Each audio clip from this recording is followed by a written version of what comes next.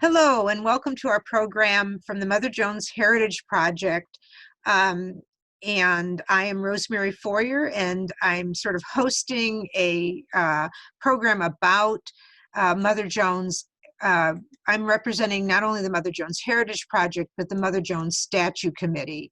And we're here to help promote that statue campaign, which will put a statue in the city of Chicago to Mother Jones. And we hope that you will learn about it by visiting www.motherjonesmuseum.org/statue. I will just say, introduce Mother Jones here. She was born Mary Harris in Cork, Ireland in 1837. She was an immigrant refugee who lost her entire family to yellow fever in Memphis. So that there's a lot more to her background, but just to summarize it, she then lost everything again in the Chicago fire of 1871. And she grew from that period to become somebody who, despite that loss, prevailed and became a major figure in U.S. history. We believe she deserves a statue in Chicago, which shaped her and which she shaped. So she was known simply as Mother Jones after around 1900.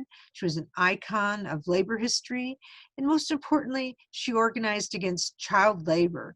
We're going to present a program today in which you'll hear from Brigid Duffy, who is going to perform Mother Jones, and hear Mother Jones's words about the scourge of child labor in the early 20th century. Mother Jones believed that the children themselves could reshape our civilization, and that workers could reshape our civilization and transform it from one that was a moneyed civilization, she said, into a higher and grander civilization for the ages to come.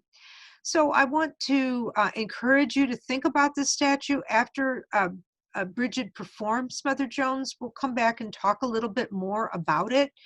But I think you'll hear how compelling she was by this wonderful excerpt from her autobiography on the March of the Mill Children.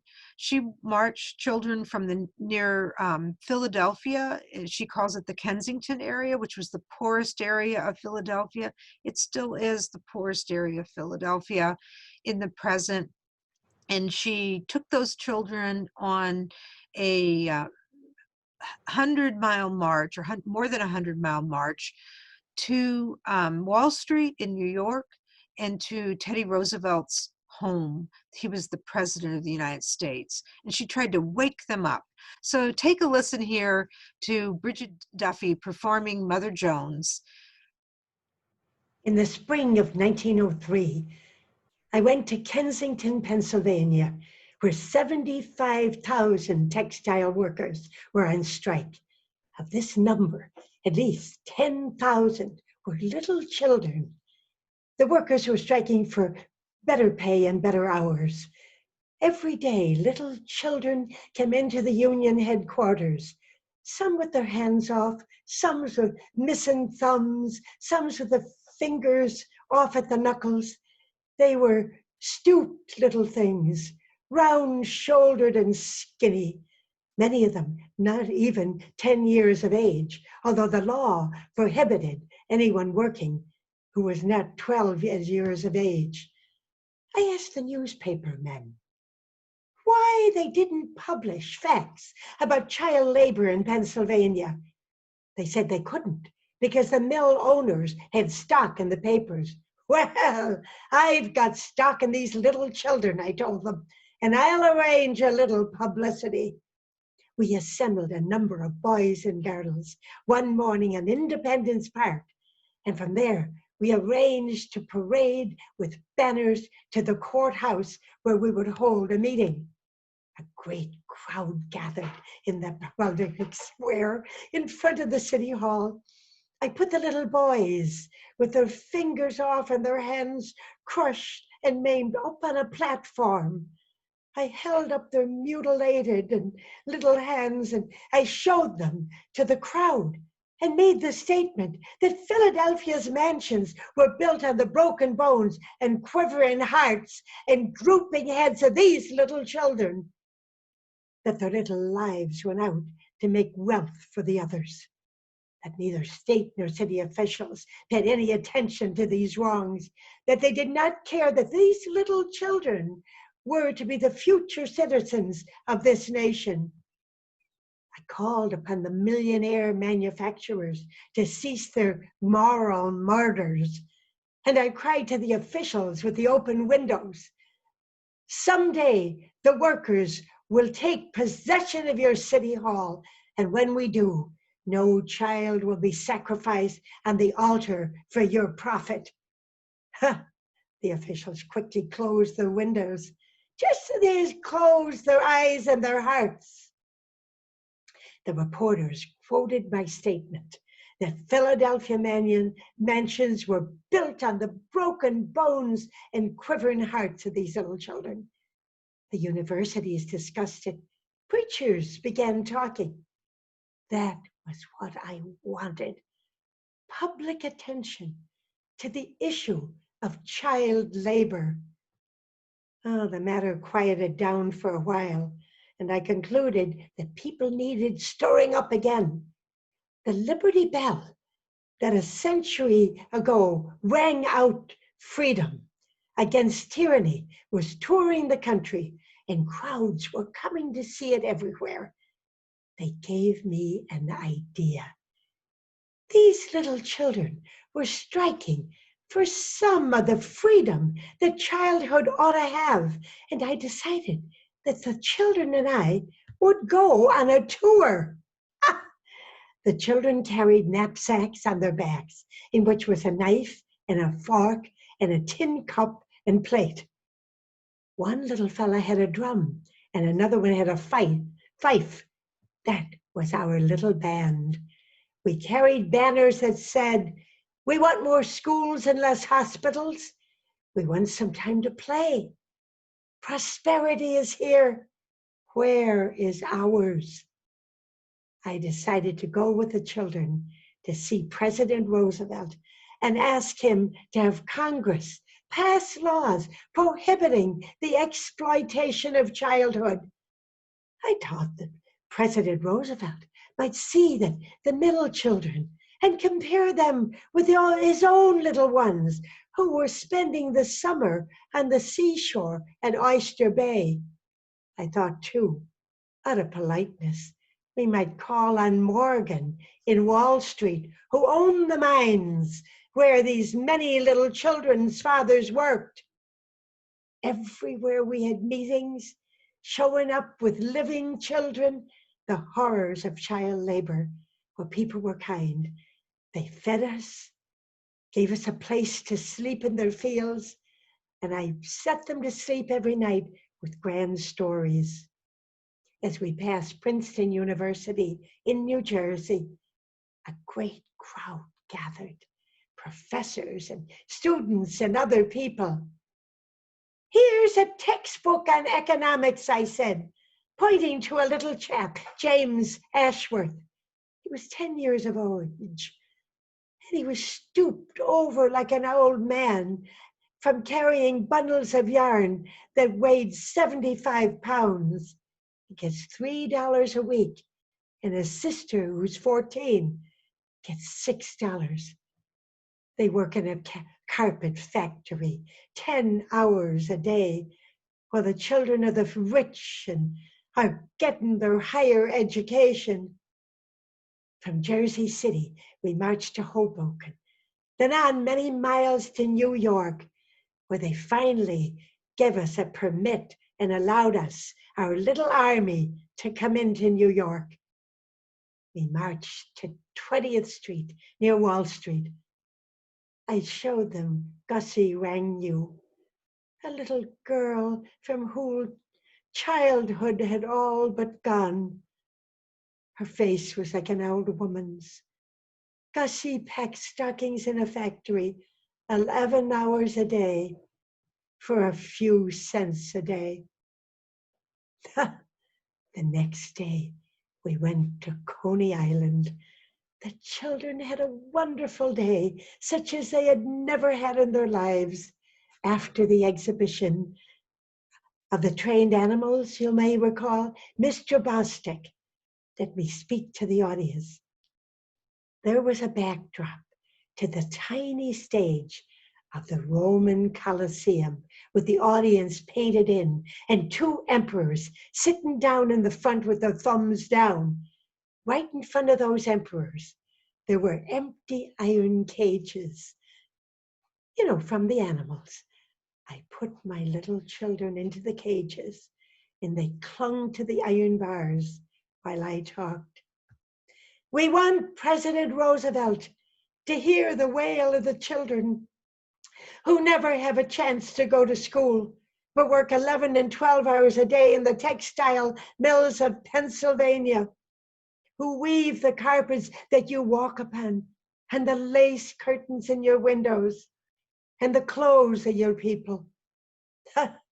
In Georgia, where children work day and night in the cotton mills, they've just passed a bill protecting the songbirds.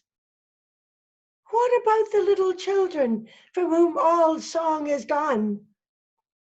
I will tell the president that the prosperity he boasts of is the prosperity of the rich, wrung from the poor and the helpless. The trouble is that no one in Washington cares. I saw our legislators in 1 hour pass 3 bills for the relief of the railways. But when labor cites and cries for the aid of children, they will not listen. I asked a man in prison once how he happened to be there, and he said he had stolen a pair of shoes. I told him if he had stolen a railroad, he would be a United States Senator. We're told that every American boy has a chance of being president. I tell you that these little boys in iron cages would sell that chance any day for a good square meal and a chance to play. These poor little toilers, whom I've taken from the mills, deformed, dwarfed in body and soul, with nothing but toil before them, have never heard that they have a chance, the chance of every American male citizen to become the president. You see those monkeys over there in the cages? And I pointed to a side cage. The professors are trying to teach them to talk. Oh, but the monkeys are too wise, for they fear that the manufacturers would buy them and turn them into slaves in their factories. We marched down to Oyster Bay, but the president refused to see us, and he would not answer my letters. But our march had done its work. We had drawn attention of the nation to the crime of child labor. And while the strike of the textile workers back in Kensington was lost, and the children driven back to work, not long afterwards, Pennsylvania legislature passed a child labor law that sent thousands of children home from the mills and kept another 1,000 of others from entering the factory until they reach 14 years of age. Bravo, bravo. So let's, you did, it was brilliant. So I think that we should just talk a little bit about the results of Mother Jones' work. She knew that you had to really bring this to the attention. And the other thing I think that we need to talk about is the fact of how she's trying to get government responsive, right? And we're in another moment of a pandemic, right? And don't you think that this is so relevant to the present, where we're just trying to make our government responsive in a crisis? And her words really, your performance spoke to me about that issue. Well, the president we have at the moment could give a damn about anybody else's children Mhm. except his own.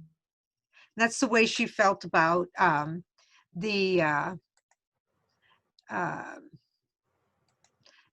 the president then, that, you know, here was the worst crisis in her mind, was this child labor. Um, I'm just trying to, this child labor scourge, and here Roosevelt wasn't being responsive. I love that line about the monkeys, right? If they could, they'd get anybody to act like a monkey, right? And the monkeys are smarter than that. So she's trying to say, can't we be at least as smart as monkeys? And you also had that great line of hers about the U.S. senator, right? If you had stolen a railroad, you might be a You'd get to be a senator instead of winding up in jail for a lousy pair of shoes that the poor guy probably needed. right. So, Brigid, can we stay on and just talk a few minutes about the statue campaign? I wanted to, I'm going to pull up the website here and share it on the screen. Can you see that? Can you see the, Oh, yes, yes, yes. okay. So I want people to know where they can go. You can see this is the motherjonesmuseum.org statue. And you just heard the powerful words from Brigid performing Mother Jones, of this dynamic woman. And I wanted to show this image of a potential location for our statue, and encourage you to go on the website and learn more. Here you can see in this statue, you know, that her energy and vigor would come through. We're very pleased with the people who are, the two women who are helping to design this project, who are of Irish heritage. At least our main, Kathleen Farrell, is third generation Irish, and it was her, this is her vision of a potential, one potential location. But you can see here that we have more on why a Mother Jones statue. You can click this button and go to donate, and then you can learn more about this team. Here we have our two sculptors, Kathleen Farrell and Kathleen Scarborough, and you can learn from them their vision of this statue and look for their other work. You can learn about our honorary co-chairs, which include Daniel Mulhall, Ireland's ambassador to the United States, the president of the United Mine Workers Union, which she gave her life to, and then Sarah Nelson, the president of the Association of Flight Attendants. We have a statue committee that is a terrific project campaign. You can see here Brigid is on that statue committee alongside the Irish American Heritage Project exhibit, and that you can see, I hope, when we reopen the Irish, or when the Irish American Heritage Center is reopened. So you can learn more about that here and learn what we're doing to make this a reality. So I'm going to stop sharing that screen, and Brigid, maybe we can just talk about this campaign for a minute more before we make one last plea for people to contribute to this campaign. Well, we might want to mention that the Irish government has given us seed money. Oh, yes. 6,000, and a couple of us were Chicago teachers before we retired, and the Chicago teachers have given us quite a lot of money, and we're so very grateful. And this statue would represent immigrants, and we're hearing a lot now about immigrants and women, minorities, and well, Mother Jones was sort of the mother of labor in this country. Yes. I like to call her them, and she liked to think of herself as the mother of the American working class. And she tried to suggest that there was a need for people to claim the streets, to claim the ground. And I think it's important to remember that when we go out and, protest, we have to see that that was a part of a long legacy that she participated in. But that change came from immigrants, change came from people who fought for their rights. They weren't just given to us. So we think a statue would communicate that message. She's universal. It isn't just about a woman, which we need a statue to women. Could you talk about that a little bit? That how many women are represented? Oh, sure. There's actually only one real statue of a woman in the city of Chicago, and that's Grania O'Malley, a great Irish pirate queen, and she's down there on Adams and Des Plaines, right near the site of Old St. Patrick's Church. But otherwise, we have the hands of Jane Addams, and we have a profile of Ida B. Wells. And other than that, that's it. It's going to be a memorial. There's going to be a large memorial, but not actually an image that represents her. Right. That's right. That's right. And we didn't have to come up with any drama about Mother Jones. I read directly from her autobiography. That's who she was. She was fearless.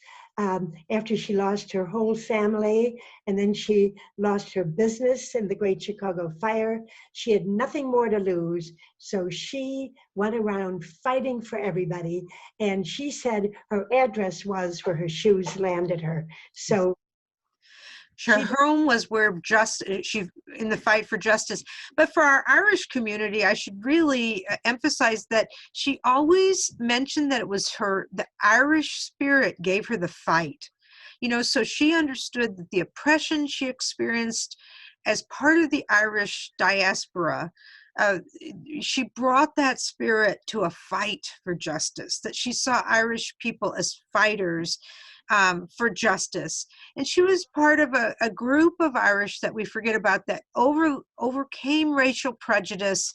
For instance, she said that the African Americans were the best union members. She'd look at people who were labeled as Dago Italian and say, those Italians are the best fighters for justice. So she urged us to overcome these prejudices against immigrants and to learn that we were all part of one community. So please help us. I'll just make the one final plea here and then we'll sign off.